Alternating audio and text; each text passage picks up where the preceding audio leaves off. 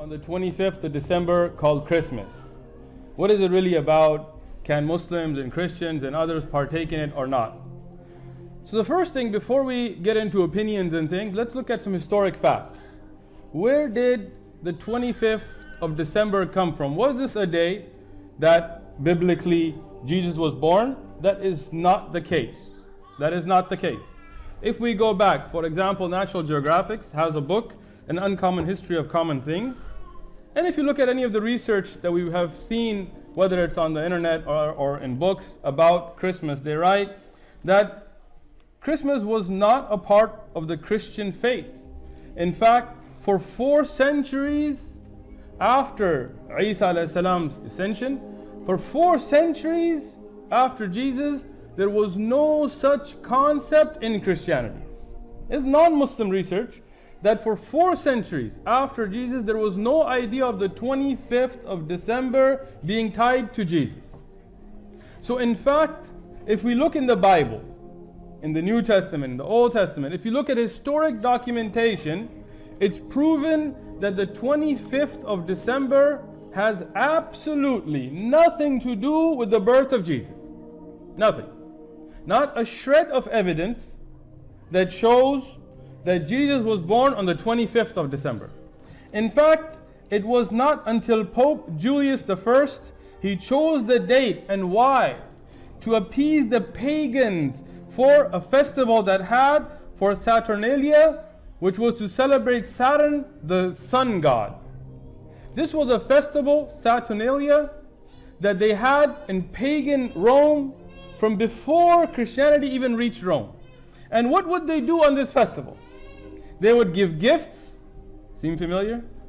They would go and decorate a fern or a evergreen conifer tree with red berries. Seem familiar?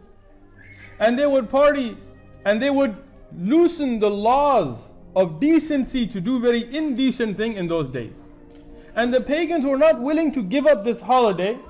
So Pope Julius I, 400 years after Jesus, he came up with the idea to take this pagan holiday and bring it into the Christian religion. And the early Christians, they fought this. They stood up against this. Oliver Cromwell, in the British Parliament, in 1659, he had it banned.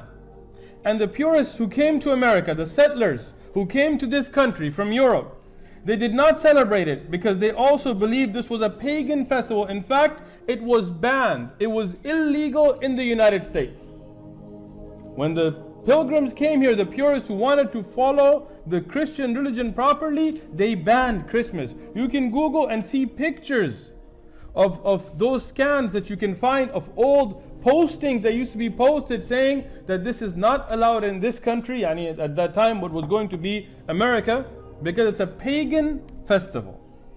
If we look at today, many Christians who are researchers, who are people who want to follow their religion, they've also spoken out against this pagan festival. If we look at Santa Claus, who's now called Santa, and if you switch a few letters, it'll be Satan. If you look at Santa Claus, there was no such tradition tied to Christmas. Saint Nicholas had nothing to do with Christmas. They just took a man and they took a Nordic pagan legend about a man who would come in green until Coca-Cola made him red. And they made this tradition from nowhere, from pagan festivals. So how can true Christians or Jews or Muslims celebrate a pagan festival that has absolutely nothing to do with Jesus? He's not the reason for the season. This is all marketing. In fact, if we look at it from an Islamic perspective, if we look at the book Al-Iqtada Sirat Al-Mustaqim from Shaykh al-Islam Taqiyuddin Ibn Taymiyyah, he mentions a quote that Imam Al-Bayhaqi in Sunan Al-Kubra or Sunan Al-Kabir, he mentioned the Sahih Sanad, authentic, from Umar ibn al-Khattab radiyallahu anhu. فقال عمر قال لا يدخلوا على المشركين في كنائسهم يوم العيدهم فإن سخط الله تنزل عليهم. What does Umar radiyan says? Do not enter the kana'is, the churches of the mushrikeen on the days of their Eid, because the punishment of Allah, the anger of Allah subhanahu wa ta'ala is descending upon them.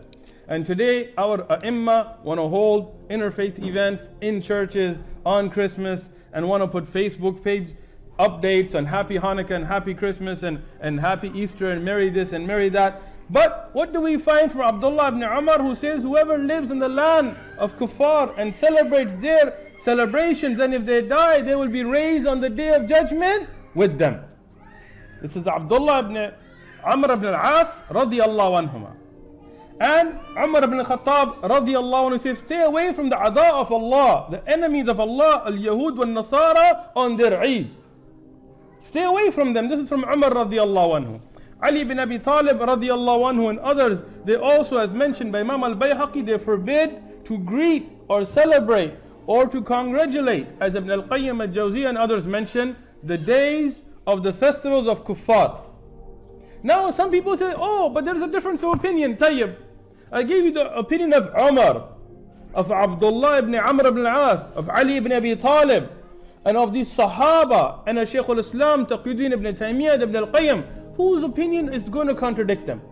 Find me a single Sahabi, Rasulullah sallallahu alaihi wasallam. Did he celebrate them? Did he congratulate them? There were Yahud and Nasara there. Did he participate in them? No. A single Sahabi, no, we only have mana, forbidden. So Rasulullah sallallahu alaihi wasallam said to the opposite of them. And then we have from Sahaba clear indications, and from the amazing scholars of Islam. And today somebody has different opinion. Whose opinion? Some guy who's never studied Sharia a day in his life, sitting on his Twitter account. I don't care about your opinion. Bring us from the Kitab of Allah. Bring us from the Sahih Ahadith of Rasulullah sallallahu alaihi wasallam. Bring us from the Aqwal of Sahaba or the great A'imma of Islam, Abu Hanifa or Shafi'i, Malik, Ahmad, Ibn Taymiyyah, Ibn al-Qayyim, Ibn Rajab. Some of those A'imma, you have nothing. So there is no difference of opinion. It is not permissible for Muslims to participate in them, in these kind of celebration, or greet people on them. This is something known by consensus of this ummah. Jazakumullahu khairan.